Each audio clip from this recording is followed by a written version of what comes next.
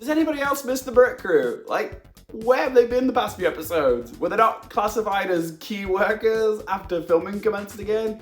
Oh, Drag Race UK without the Brit crew is like having a cup of tea without a biscuit. It's weird. It just doesn't feel right, does it? Welcome back, guys, to my coverage of Drag Race UK Season 2. Today, we're going to be discussing Episode 9, which is the penultimate episode of Season 2. This week, the Queens took part in an acting challenge, a parody soap opera, Beastenders, which is Eastenders with a B for all you non-Brits. All that stood between the Queens and a place in the finals was this challenge, so the Queens gave it everything they had, and everyone did a pretty good job in it. We kicked off the episode with a beloved mini challenge, a bitch fest with puppets, because everybody loves puppets. Bimini Bon-Boulash got Lawrence Chaney, and Lawrence Chaney's a great one to do just because of the Scottish accent. Lawrence Chaney! Anyway, Bimini slayed it. She won the mini challenge. She got the power to assign the roles in the acting challenge, but it all turned out nicely in the end because everybody got the part that they desired. There was no mind games or drama. They just got on with it like professionals. I mean, there was a little bit of drama. There was that moment where Lawrence and Ellie kind of reconciled after the events of last week because Lawrence still managed to find a way to moan about Ellie Diamond putting the Queens in that particular order during the comedy challenge. But oh my God, Lawrence, get over it. If you wanted things to be fair and just work in your favor, you signed up for the wrong show. Anyway, they managed to reconcile the differences from last week's episode to only then have another falling out later in this episode saying, oh no, you threw me off the acting challenge. I did poorly because you forgot your lines. It's just like, children, sit away from each other. Just stop moaning. Stop blaming it on each other. Just blame yourselves. So how was the Beastenders challenge? Well, I will say this. There was nothing as memeable or as iconic as Bag of Chips is much better, but it was still a pretty good challenge. Like, everyone delivered a decent performance. I do agree with the judges that Bimini Bon-Boulash was the best in this challenge. She was the rightful winner in my eyes, taking her to a tally of 4 badges. She is now comfortably in the lead and probably most people's pick to be the actual winner of this season. But yeah, she was fantastic in the Beastenders challenge. She nailed the cranky landlady slag.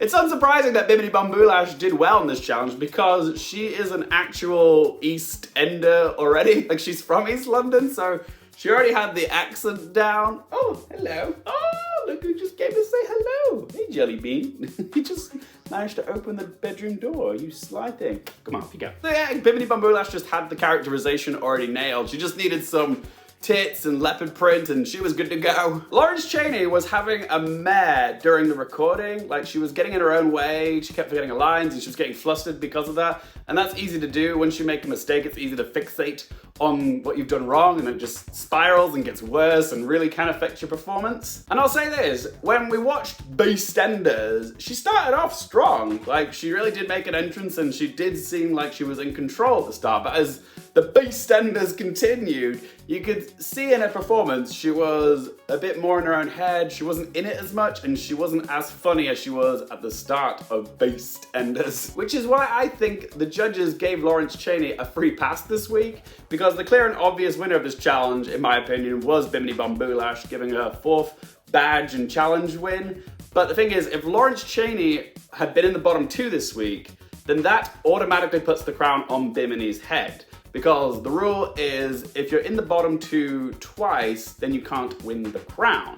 Unless you're Priyanka, but that was a season where Rupaul wasn't a judge. So in order to keep the race open in the final, the judges made Lawrence safe so that Bimini does have competition or a contender to fend off from taking the crown from her. Because at this point, Ellie Diamond and Tayce can't win the series. They just don't have enough wins to justify them being the winners of this season. So it made sense why the judges put Tayce and Ellie Diamond in the bottom, because either way, none of them is going to win. So they needed to keep the 2 queens who do have a chance of actually winning the competition in the competition. They need to keep them safe. So when Ellie Diamond and Tayce are expendable, it just makes sense in the penultimate week to put those 2 in the bottom. The lip sync was really good this week, and I also think the double save was justified. It was a really good lip sync. I think it was my favorite one of the season. And it was the first double shantay that we've had on any Drag Race UK season, so it was quite cathartic and satisfying, and I'm happy with the top 4. But now that we know it's a top 4, do let me know who you want to see win the crown in that comment section down below. Are you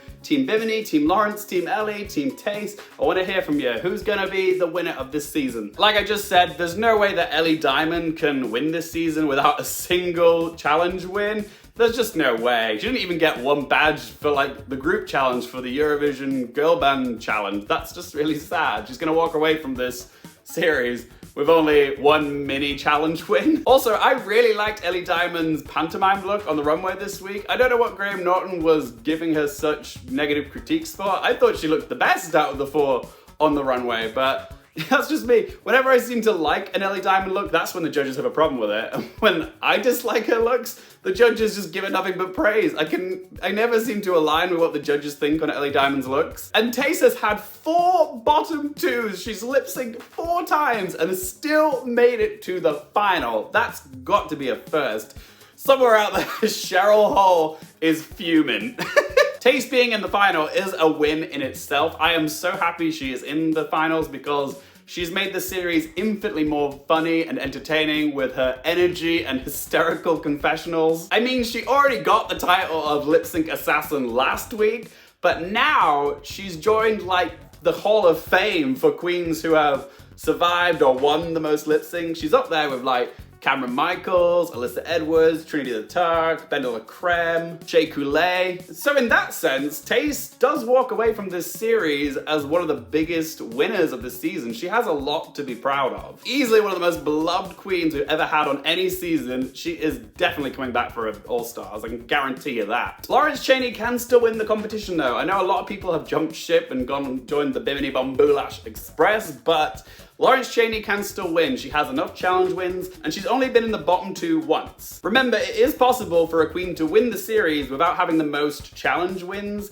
Look at Evie Oddly or Sasha Velour, and I think Jada Essence Hall as well. As much as I want to say it's Bimini's to win, I just can't, because there's been so much love for Lawrence Chaney from the judges this season, and she would be a good ambassador for the Rupaul brand. Also, she'd be the first big girl to ever win a series. But I think Bimini Bon-Boulash has earned it. Like, she has proven that she is the most versatile contestant of the series. And she also had a great snatch game. Usually the winners do have a really great snatch game. She brought creativity to each one of her runway looks, and she's also just a really lovely person. She didn't get sucked into any of the drama this season. She just took it one challenge at a time and applied that Bimini Bon-Boulash magic to each and every task that she did. And she proved herself. She proved her worth, and she really does deserve the crown. In my humble opinion, she is the rightful winner of season 2 of RuPaul's Drag Race UK. There we have it, guys. Those are my thoughts on Drag Race UK episode 9. As always, I want to hear from you. What do you guys think of this episode? Also, let me know in that comment section below. Which team are you on for the win? Are you Team Bimini, Team Lawrence, Team Tayce, Team Ellie? Whatever team, let me know in that comment section down below. If you guys have enjoyed the video, hit that thumbs up button. If you want more movie, TV, Drag Race, and Oscars content, don't forget to click subscribe, and if you want to follow me on any social media, all those links in that video description down below. And as always, thank you guys so much for watching. For more things related to movies, TV, and popcorn culture, I'm Luke Airfield, and I'll see you next time.